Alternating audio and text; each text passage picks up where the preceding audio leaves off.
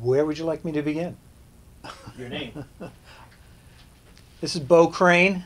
I'm a disco dinosaur and part of the Miami music business for decades. And how did you get started in the disco scene? Well, I came down here to go to school at the University of Miami. And I got my degree, and I was going to go back to New York, because I'm from New Jersey, back to New York or to LA to make my way in the music business. But I kind of got stuck here because it's warm here. I was making a pretty good living right from the beginning, playing bass, doing arrangements and stuff like that. And it just stuck. I stayed. I never made it back up north on a full-time basis. So, and I got involved in the music business right from not its infancy, but certainly its early adolescence. It was a time when TK was really happening, and Casey and the Sunshine Band, and Betty Wright, and Clarence Reed, and all the great hits from that label. And as a result, I kind of got sucked into the scene. You mentioned that you were playing the bass. Where did it go from there in music, in regards to music? Well, I was making my living playing bass because there was work around town. All the hotels had live music in most of their rooms. There were many clubs. There were nightclubs, nightclub acts.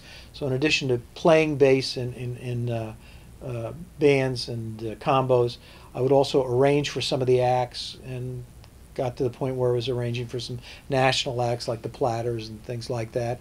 And so I was making a nice living. But as the years rolled on, the scene changed, and live music became less and less in Miami, just like every place else in the country.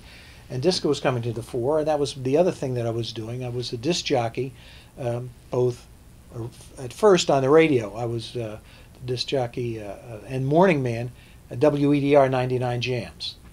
Nice. Yeah. I know you find that hard to White guy believe, in a but black I, station. yeah, that's right. So I was there for a few years, and really that's how I got to know everybody in the urban music scene. And as the morning man and as the music director, I got to see all the promotion people and the artists and all the people involved in the record labels. So when it came time for me to make the leap from being a radio disc jockey to getting more involved on the other side of the business, I had some contacts to draw upon. Plus, I was over at TK every 3-4 days a week, hanging out with Casey and Betty Wright and Clarence Reed and Steve Alamo and all the people that made that, and Henry Stone, of course, all the people that made that operation click. So the transition of the disco to the electro scene in Miami, was it cultural in general, or what? A lot of things going on at that time. Yeah, TK was a real melting pot of genres, musical genres. You had one of the first hits that TK ever had was a thing called Funky Nassau by a group called Beginning of the End. They were from Nassau, Bahamas. So you had that influence. You had Southern Soul, which was personified by Willie Clark and Clarence Reed, who made all these great deep soul records. And then you had a white kid from Miami Lakes, Harry Casey, and his partner Rick Finch kind of absorbed all that, and along came Casey and the Sunshine Band. So I think anything that we talk about along the lines of Miami electro, or whatever, really had its basis back in those days when the things were like swirling around and all coming together.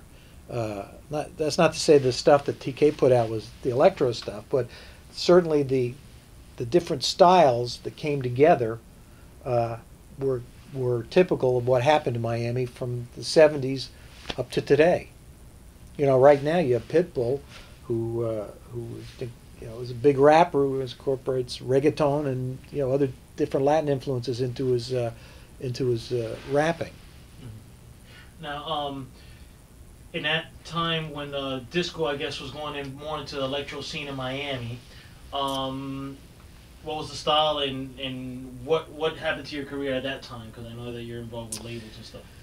Well, I had kind of like parallel careers going on. Um, as I stopped, as I was doing less and less playing in the bass and arranging and stuff like that, I got more involved in DJing. So I was DJing during the disco era in a lot of hot clubs in Coconut Grove.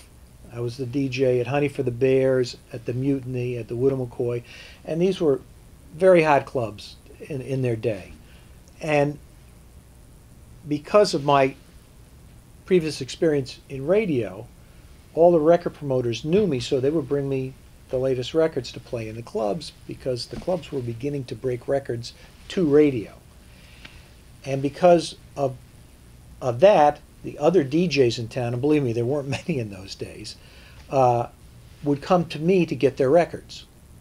So if a record promoter came to see me, instead of giving me one record to play in my club, he might give me a dozen. And so I'd have a couple for myself, and I'd give some out to my fellow disc jockeys.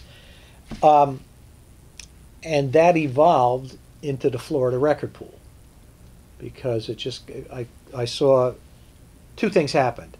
I got tired of DJs coming to my apartment to pick up the records. And I also went to New York and saw the original pool at 99 Prince Street and met David Mancuso and those guys and developed a relationship with those guys. And so I said, well, maybe we can try a record pool in Miami. So we started the Florida Record Pool in Miami. And I started a disco report, which was a survey that we passed out to other record stores. And all of a sudden I had a little business going on, you know. And it was a successful business. The pool lasted for many years, probably a couple of decades.